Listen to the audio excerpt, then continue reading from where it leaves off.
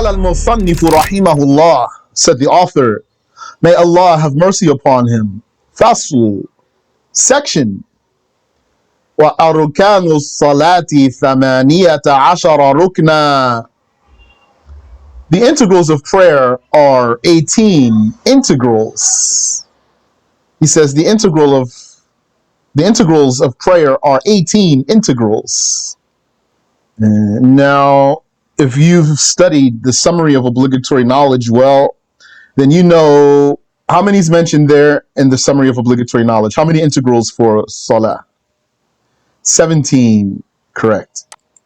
So that means then Abu Shuja has something extra. That thing he has that's extra, it's not correct. We'll see it when it comes. The Shafi'is also have other ways to count their integrals. So you might see in some Shafi'i manuals that the obligatory prayer has 13 integrals, or 14 integrals, or 17 integrals. These three sayings are correct. It's just different ways of counting them. Ash-Sharh, the explanation. قد علمت أن الصلاة الشرعية تشتمل على أركان وأبعاد وهيئات. You have come to know that the religious prayer consists of integral parts. Those are the parts that are the actual elements of the prayer, the parts that make up the actual thing of the prayer itself. So if the prayer, for example, were a human body, then its integrals would be arms and legs and a head and a torso. Would you have a body if there's no arms, there's no legs, there's no head, there's no torso? Where's the body?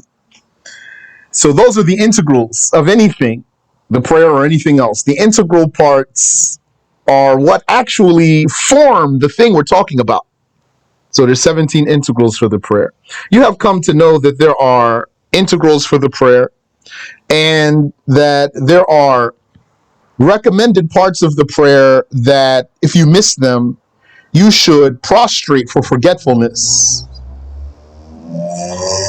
And that there are some protocols for the prayer that are the form of the prayer.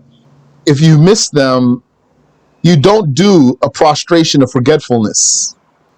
So in what we've been studying together, you know that the prayer has these parts. We'll see them more as we go through, inshaAllah. Famin al-arkan, so amongst the integral parts of the prayer is an-niyyah, the intention. لأنها واجبة بالإجماع في بعض الصلاة. This intention is counted as an integral of the prayer because there's a consensus that it's obligatory to be somewhere in the prayer. It has to be somewhere in the prayer by consensus. So we are studying Shafi'i school. You need to make your intention when you say your takbir, as we're going to say. When you say Allahu Akbar, that's the time of your intention. But in a more abstract way, there has to be an intention somewhere in your prayer. Your prayer can't be devoid of an intention in any way whatsoever. So it must be then one of the integral parts that make up the prayer itself. وَهُوَ أَوَّلُهَا, and the part where the intention has to be happens to be the beginning of the prayer. فَكَانَتْ رُكْنًا, therefore the intention is an integral part. كَالتَّكْبِيرَةِ وَالرُّكُوعِ وَغَيْرِهِمَا, it's just like saying Allahu Akbar, and it's just like bending over to touch your knees, bowing and other integral parts of the prayer. ثُمَّ النِّيَّةُ الْقَصْدِ, furthermore, the intention means the aim, the goal. فلا بد من قصد أمور. So then it is necessary that one aims for some matters. There are some issues that one must aim for. أحدها قصد فعل الصلاة. One of them is aiming to perform the prayer. Having the aim or the goal to perform the prayer. لتمتاز عن سائر الأفعال. So this goal, having this aim, distinguishes what one is doing from something else. The intent here is going to distinguish what this one thing that he's doing from another thing. والثاني تعيين الصلاة.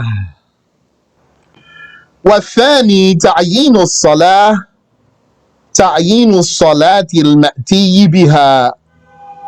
The second aim is to specify the exact prayer that one wants to perform. من كونها ظهرا أو عصرا أو جمعة, whether it were noon prayer or afternoon prayer or Friday prayer. So it's not going to be enough just to intend an obligation. One cannot have in his heart merely, now I pray an obligation. Now I pray an obligatory prayer. This intention is not sufficient. وَهَذَانِ لَا بُدَّ مِنْهُمَا بِلَا خِلَافٍ. These two, there's no avoiding them. These first two, there's no avoiding them. Intending to actually perform the prayer and specifying which prayer is being performed. فَلَوْ نَوَى فَرْضَ الْوَقْتِ بَدَلَ الظُّهْرِ أَوْ الْعَصْرِ. So had one's intention been merely the obligation of this time, the due obligation, the prayer of this time. So while one is saying Allahu Akbar, if his intention is, now I pray the prayer of this time, instead of now I pray Dhuhr or now I pray Asr. فَلَوْ نَوَى فَرْضَ الْوَقْتِ بَدَلَ الظُّهْرِ أَوْ الْعَصْرِ لَمْ تَصِحْ. That's not valid. لأن الفائتة تشاركها في كونها فريضة الوقت. Because a make-up prayer is like that. So then that intention is not enough because it's not focused enough. Meaning, if you have a prayer that you need to make up, then that means that's a prayer that's due at that time. It's already due. So it's due now. So it's not enough to intend, now I intend to pray the prayer of this time. And it's not enough to intend that now I pray an obligatory prayer. So it shows you how much you need to hone your intention in. You intend to perform the prayer and which prayer it is, meaning you intend performing such and such prayer. Performing such and such prayer. You'll have both of those like that. Now I pray such and such prayer. الثالث أن ينوي الفريضة على الأصح عند الأكثرين. And the third matter is to intend the obligation according to what's most accurate. According to most of them, most of the Shafi'is, that is. Intending the obligation, that's a third thing. So the first thing is intending to perform the prayer. The second thing is specifying which prayer it is.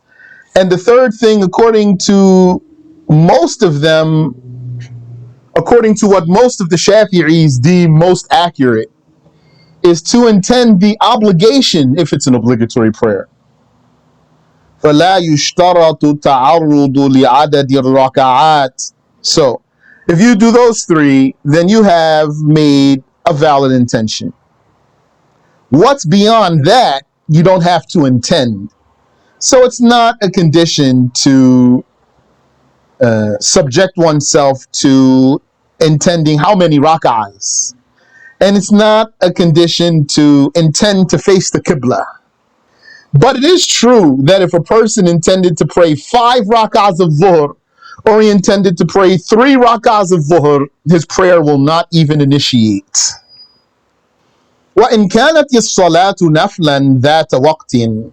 Now, if this prayer were a voluntary prayer having a special time, كَرَاتِبَةٍ, like one of the voluntary prayers that are associated with the obligatory prayers. You know what that means now. The ratiba. Oh, that the sabab. Or if the prayer has a special occasion, reason. Kalistisqa, like seeking rain, or like an eclipse. So you're going to do the seeking rain prayer, or you're going to do the eclipse prayer. That's an occasion or a reason. So if the voluntary prayer has a special time or a special reason, وَجَبَ قَصْدُ فِعْلِهَا وَتَعْيِينُهُ. Those first two that we said, those are conditions for the intention. To intend to actually perform that prayer that has a special time or reason, and to specify that prayer that has a special time or reason. Voluntary prayer. La niyatu nafliyah. It's not obligatory, though, to intend the volunteering. It won't be obligatory to intend that you're volunteering to pray. So what's the third thing, according to most of them, the Shafi'is? Intending the obligation, as opposed to what? What if it's not an obligatory prayer? Do you have to intend the volunteerism? No, you wouldn't have to intend the volunteerism. It's just enough if it has a special time or a special reason to do those first two, to intend to perform the prayer and to specify which prayer you're performing. Unless this is an unrestricted voluntary prayer, an unrestricted voluntary prayer. That means it doesn't have a special time and it doesn't have a special reason. You just want to pray 2 rak'ahs. Then it's enough to merely intend prayer. It's enough to merely intend prayer. So let me run it back the reverse of how we broke it down. Let's start where we ended and end where we started. If you want to pray some voluntary prayer that you don't have to pray, it's not obligatory, and this voluntary prayer has no special time, has no special reason, and it's merely 2 rak'ahs that you want to pray, then it's enough to intend prayer. Like in your heart, you'll say, now I pray, while you say Allahu Akbar. And then you can pray 2 rak'ahs that have no special time and no special reason. That's one. 2, if it's a voluntary prayer that has a special time or a special reason, then you need to intend to perform that prayer, and you need to specify which prayer it is. But you don't have to intend the volunteerism. Just those 2, not a third thing. So that's 2. 3, if it's an obligatory prayer, then you have to also do those 2, intend to perform the prayer, and specify the prayer you're praying. And what's most accurate, according to most of the Shafi'is, is a third thing, that you also have to intend the obligation. So inshallah, that's clear. The author says, وَعْلَمْ أَنَّ النِّيَّةَ فِي جَمِيعِ الْعِبَادَاتِ مُعْتَبَرَةٌ بِالْقَلْبِ. And know that the intention in all worships is regarded if it's in the heart. فلا يكفي نطق اللسان مع غفلة القلب. So pronouncing an intention with the tongue while the heart is heedless of that intention is insufficient. وَاعْلَمْ أَنَّ شَرْطَ النِّيَّةِ الْجَزْمُ وَدَوَامُهُ. And know that the intention has some conditions. One condition of the intention is firmness. Firmness, not shaky, not not hesitant. And dawamuhu, and also an intention, a condition for the intention is its perpetuity, its lastingness. But when we say the lastingness of the intention is a condition, what that means is once you make your intention, then it's going to be valid. If your mind goes off of the intention and you're not thinking about that intention anymore, let's say your mind is 100% off of your intention, this will not invalidate your intention. Once you make your intention, it's valid. It's like you buckled your seatbelt. Click, it's in. Now, if your mind went away from that, it's still valid. As long as you don't do something after that, that what will unbuckle that, will invalidate that intention. So that's what's meant by the dawam of that intention with its certainty, yani. Here, dawamuhu, the pronoun goes back to the jazm.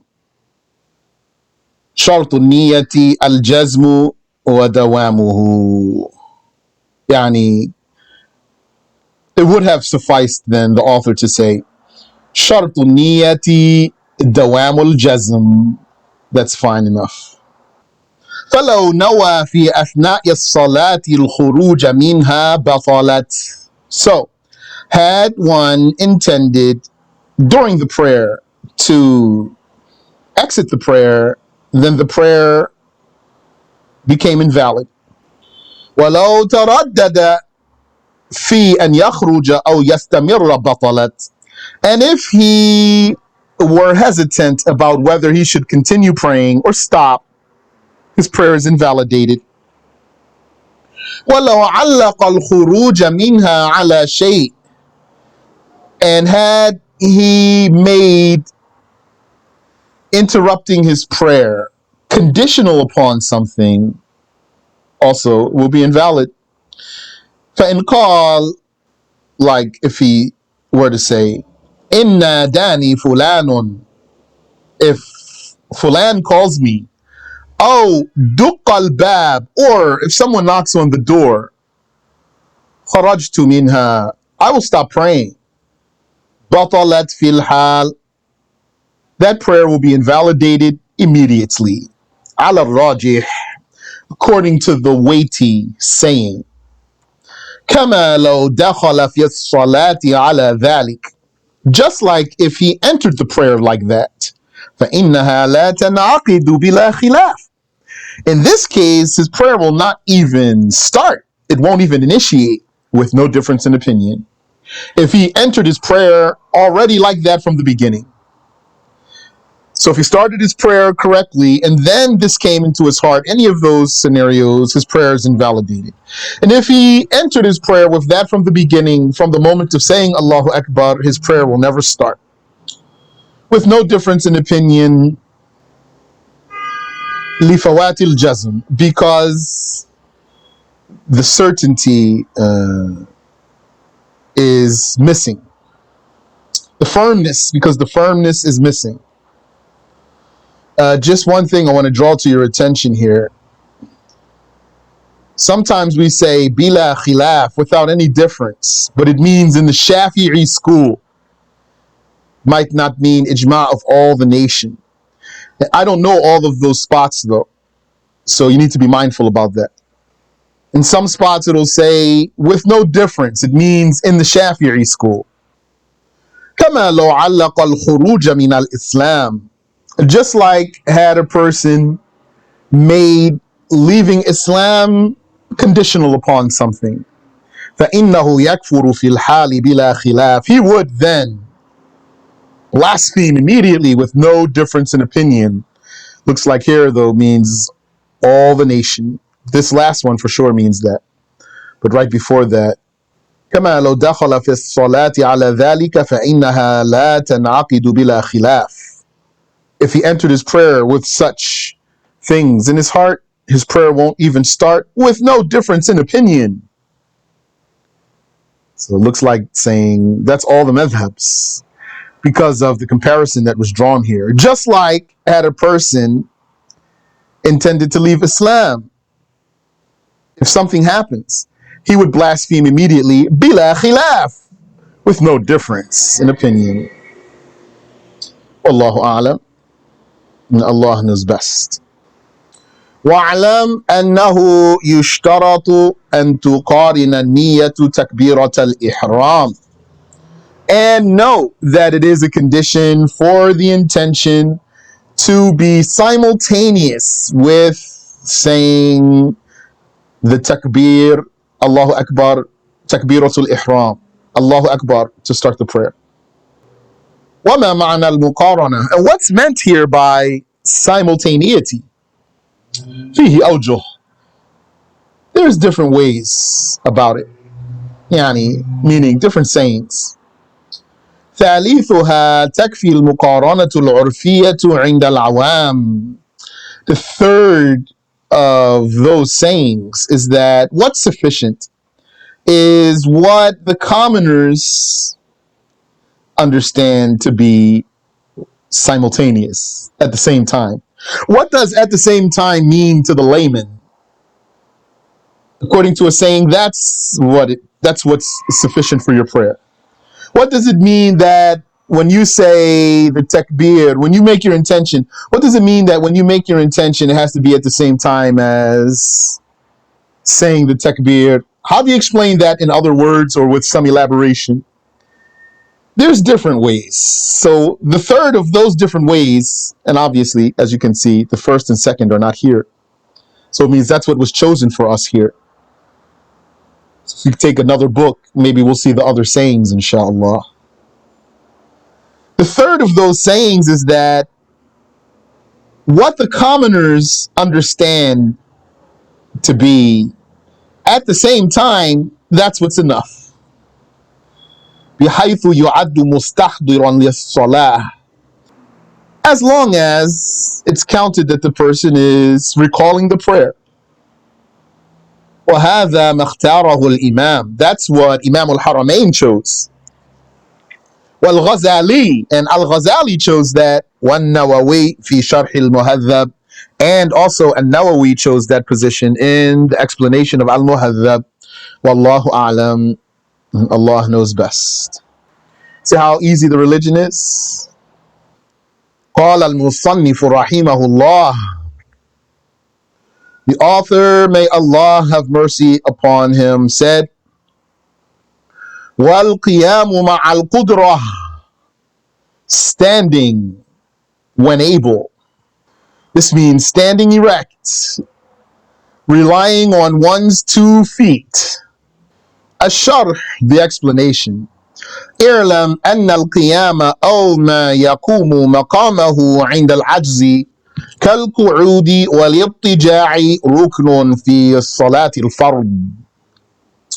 Know that standing, or what replaces it when unable to stand, such as sitting or lying on the side, lying on one side, that's an integral in the obligatory prayer. Meaning standing when you're able to, that's an integral for the obligatory prayer. When you're not able to stand but you're able to sit, then standing is not going to be the integral for your prayer. That sitting is going to be the integral for your prayer because it's replacing the standing now. When that's sitting, you can't stand and you can't sit, but you're able to lay on your side, then that laying on your side is going to be the integral of your prayer. for the obligatory prayer. لما روى عمران بن حسين رضي الله عنه أنه قال, because of what Imran ibn Hussein reported, may Allah accept his deeds. He said, كانت ببواثير, I had bawasir. I think bawasir is hemorrhoids, but maybe it's something else. فسألت رسول الله صلى الله عليه وسلم عن الصلاة. And so I asked the Messenger of Allah صلى الله عليه وسلم about the prayer. فقال, and so he said, صلي قائما, pray standing. فإن لم تستطيع فقاعدا, if you are unable, then sitting. فإن لم تستطيع فعلى جنب, and if you are unable, then while lying on your side or laying on your side. رواه البخاري, Al-Bukhari narrated that. ويشترط في القيام الانتصاب, and what's a condition for this standing is being erect. فلو انحنى متخشعا وكان قريبا إلى حد الركوع لم تصح صلاته. Therefore, had a person been bending over in a humble way, like one who is humble, or mutakhashi'an, subservient, but his form was close to ruku', not standing. His form is not close to standing erect. His form is close to bending over for ruku'. Lam tasihha salatuh, his prayer won't be valid. وَلَوْ لَمْ يَقْدِرْ عَلَى الْقِيَامِ إِلَّا بِمُعِينٍ, and had one been unable to stand without an assistant. وَكَانَ لَا يَتَأَذَّى بِالْقِيَامِ, and he wasn't harmed by standing. What's meant here, he's not able to get up without an assistant. That's what's meant here. Had he been unable to stand without an assistant, mean had he been unable to get up to stand without an assistant. وَكَانَ لَا يَتَأَذَّى بِالْقِيَامِ, and he won't be harmed by standing. لَزِمَهُ أَنْ يَسْتَعِينَ بِمَنْ يُقِيمُهُ, then it will be obligatory on him to seek the help of someone who will stand him. فَإِنْ لَمْ يَجِدْ مُتَبَرِّعًا, and if he doesn't find someone who will volunteer for that, لَزِمَهُ أَنْ يَسْتَأْجِرَهُ بِأُجْرَةِ الْمِثْلِ إِنْ وَجَدَهَا, it would be obligatory on him then to hire this person to stand him up if he's able to hire him, and he wouldn't be obligated to pay him more than what a job like that is worth. What's a job like that worth? Yeah, I mean, probably not a lot of money. So if he could afford that, he would be obligated to pay a person for that. وَلَوْ قَدَرَ عَلَى الْقِيَامِ دُونَ الرُّكُوعِ وَالسُّجُودِ لِعِلَّةٍ بِظَهْرِهِ, and had a person been able to stand, but he can't make ruku' and he can't make sujood because of a problem, because of a back problem, لَزِمَهُ ذَلِكَ, he would be obligated to stand بِقُدْرَتِهِ عَلَى الْقِيَامِ, because he's able to. That's the answer to a question someone asked me and I didn't have it. So now I reviewed with you and now I know the answer. Now I have to find who asked me. وَلَوْ احْتَاجَ فِي الْقِيَامِ إِلَى شَيْءٍ يَعْتَمِدُ عَلَيْهِ لَزِمَهُ, and had he needed something for standing, something to lean on for standing, then he'd be obligated to use that. قال المصنف رحمه الله, said the author, may Allah have mercy upon him, وتكبيرة الإحرام, and saying Allahu Akbar to initiate the prayer. Yani saying Allahu Akbar to engage in the sanctity of the prayer. To engage in the sanctity of the prayer. The ihram of the prayer, that's my own translation there, the sanctity of the prayer. What's meant here is once you say Allahu Akbar to start your prayer, then it's like you're fasting in a way. When you're fasting, aren't there things that you can't do until you break your fast? Yes. So when you're praying, aren't there things you can't do until you finish your prayer? Yes. So once you say Allahu Akbar, can you eat and drink before you say the salam? No, you can't. Can you turn off of your qibla? Can you play with somebody? Can you have a conversation with somebody? All those things you can't do them. That's why it's called ihram. Sounds like the word haram. Because once you say Allahu Akbar, make some things haram for you that are normally not haram. And they're going to stay haram until you open your prayer back up. Yani, until you get out of your prayer. الشرح التكبيرة ركن من أركان الصلاة. The explanation is that saying Allahu Akbar is one of the integral parts of the prayer. لقوله عليه الصلاة والسلام, because of the Prophet sallallahu alayhi wasallam saying, مفتاح الصلاة الوضوء, the key to prayer is wudu, وتحريمها التكبير, and what gets you engaged in the sanctity of the prayer is saying Allahu Akbar, وتحليلها التسليم, and what unties its knot and makes you legal again is saying the salam. رواه أبو داود والترمذي وغيرهما. Abu Dawood and At-Tirmidhi and others narrated this hadith. وقال الحاكم, Al-Hakim said, هو على شرط مسلم. This hadith fulfills the conditions of Muslim for authenticity. وفي الصحيحين في حديث المسيء صلاته, and it's also documented in the two authentic books, Bukhari and Muslim, concerning the hadith of the man who invalidated his prayer. That's the name of a hadith. Hadith al-Musi'i salatahu, the hadith of the man who invalidated his prayer. Very important hadith. Because the Prophet made the man repeat his prayer. إِذَا قُمْتَ إِلَى الصَّلَاةِ, the Prophet said to that man when he taught him. The man didn't know how to pray right, so the Prophet taught him. So he said to him, when you stand to pray, فَأَثْبِغِ الْوُضُوء, then, that means when you want to pray, then make wudu enthusiastically.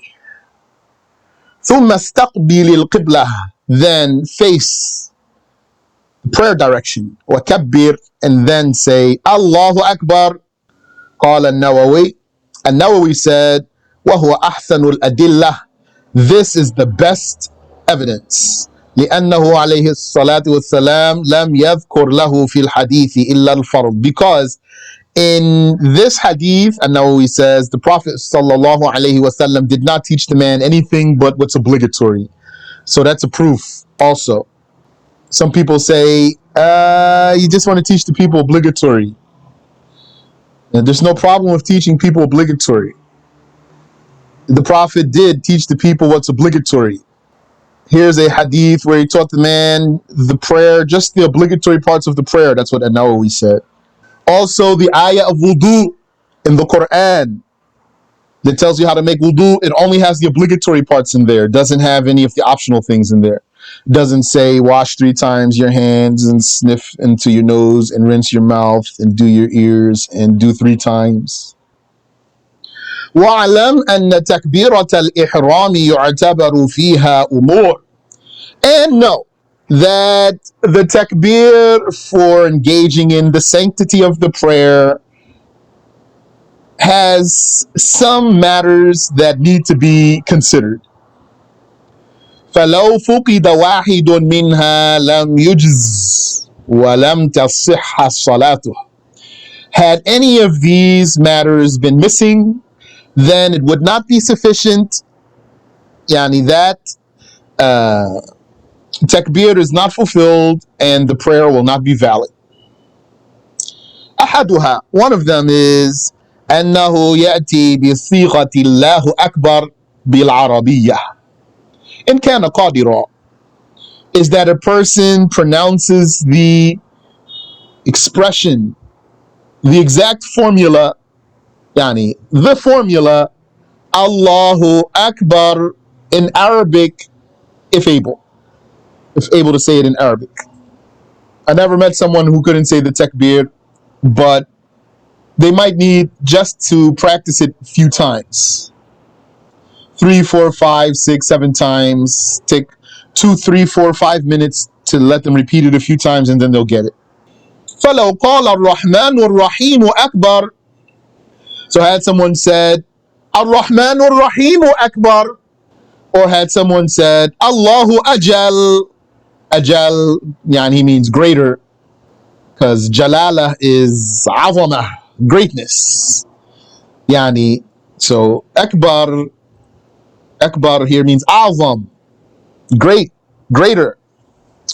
So had a person replaced the name Allah and put another name and said Ar-Rahman Ar-Rahim Akbar, or had a person replace the word Akbar and he put some synonym, like he said Allahu Ajal, or had to replace both the name Allah and the word Akbar, like he said Ar-Rabbu A'zam, the Lord is greatest, Ar-Rabbu A'zam, or nahwa dhalik, or something like that. Lam yujiz, this will not be sufficient, it's not valid. وَلَوْ قَالَ اللَّهُ الْأَكْبَرُ, with the lam there, Allahu Akbar أَجْزَأَهُ عَلَى الْمَشْهُورِ. The famous saying is that that's sufficient. لأنه لفظ يدل على التكبير, because this is a takbir.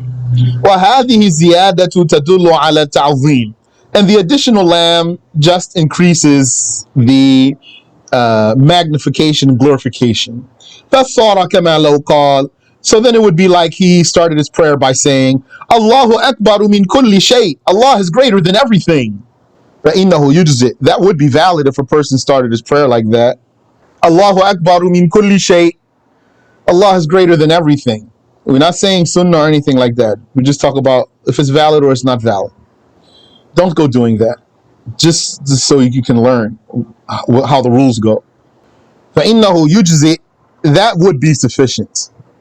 وَلَوْ عَكَسْ, and had he reversed them, وَقَالْ أَكْبَرُ, and then he said Akbarullah, لَمْ يُجْز, that's not sufficient.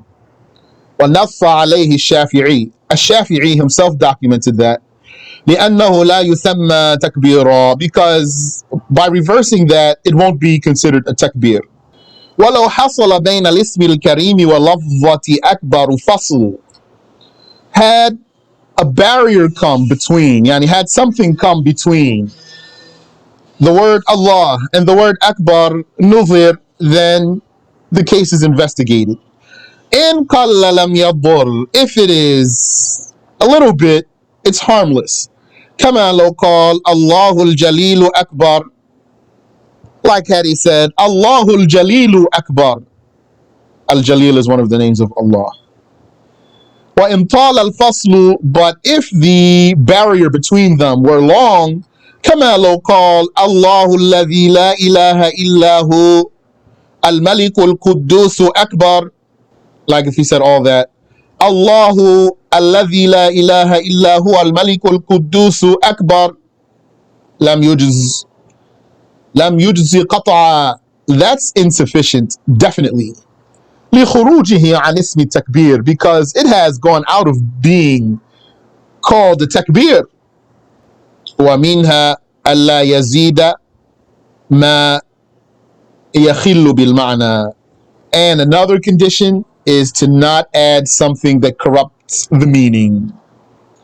بأن يمد الهمزة من الله, like if the person said Allahu, extending that first sound. لأنه يخرج به إلى الاستفهام, Because by that, what he's saying turns into a question. So it has a different meaning then.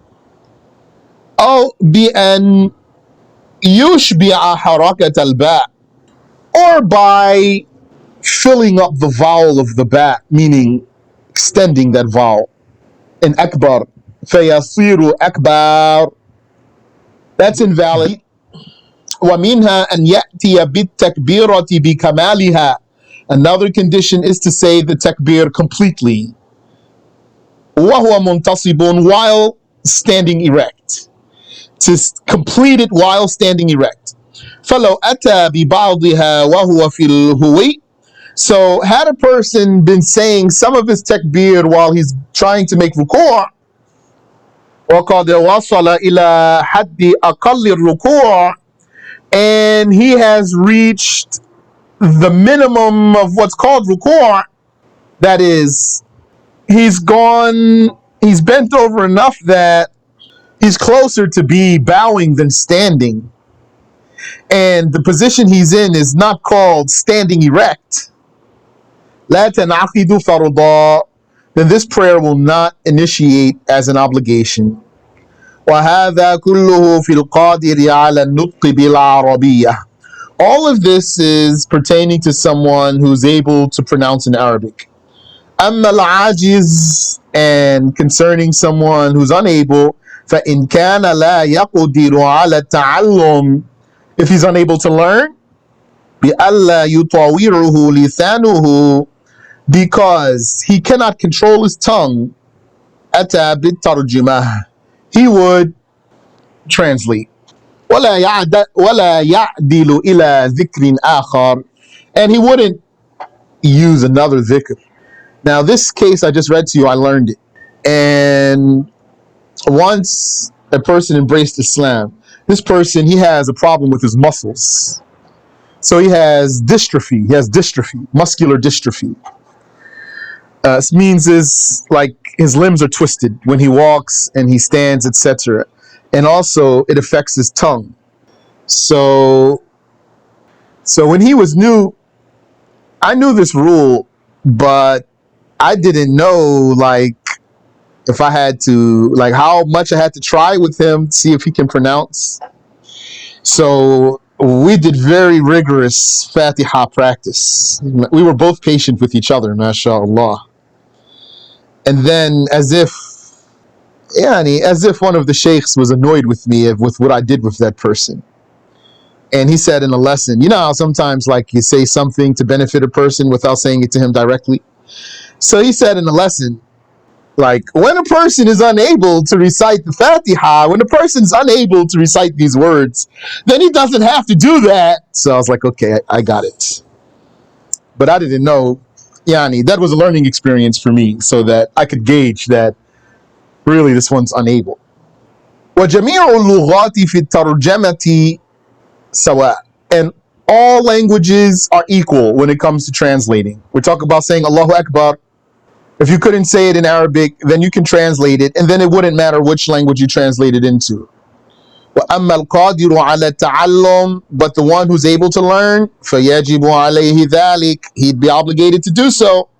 حَتَّى لَوْ كَانَ بِنَاحِيَةٍ لَا يَجِدُ مَنْ يُعَلِّمُهُ, even if he were in an area where he couldn't find someone who could teach him, لَزِمَهُ السَّفَرُ إِلَى مَوْضِعٍ يَتَعَلَّمُ فِيهِ, he'd be obligated to travel to a place where he could learn. لِأَنَّ السَّفَرَ وَسِيلَةٌ إِلَى وَاجِبٍ, because that travel would be a means to fulfill an obligation. وَمَا لَا يَتِمُّ الْوَاجِبُ إِلَّا بِهِ فَهُوَ وَاجِبٌ. And there's a rule, which is anything without which you cannot achieve an obligation, then that is itself an obligation. فلو صلى بالترجمة من لا يحسن التعلم بالكلية فلا إعادة عليه. So had someone prayed his prayer by a translation, so he starts his prayer, he raises his hands and he says, Allah is greatest, or God is greatest, for example, and he was someone who couldn't learn, so he couldn't say it in Arabic, and he didn't have access to a teacher, for example. So his option was to translate, so that's what he did, then he will not have to make up his prayer later. والوسوسة عند تكبيرة الإحرام من تلاعب الشيطان. And the whispers while a person is saying Allahu Akbar is games of the devil. وهي تدل على خبل بالعقل أو جهل في الدين. And being affected by these whispers indicates a deficiency, a cripple, indicates a handicap in the intellect or ignorance about the religion. We talk about a person who every time he says the takbir, he decides it's not valid. So he goes like Allahu Akbar, and then he's like, no, Allahu Akbar, Allah, Allahu Akbar, Allahu Akbar. So like this is the games of the devil, and it's a proof for a handicapped mind or ignorance in the religion. Wallahu alam, and Allah knows best. We'll stop there.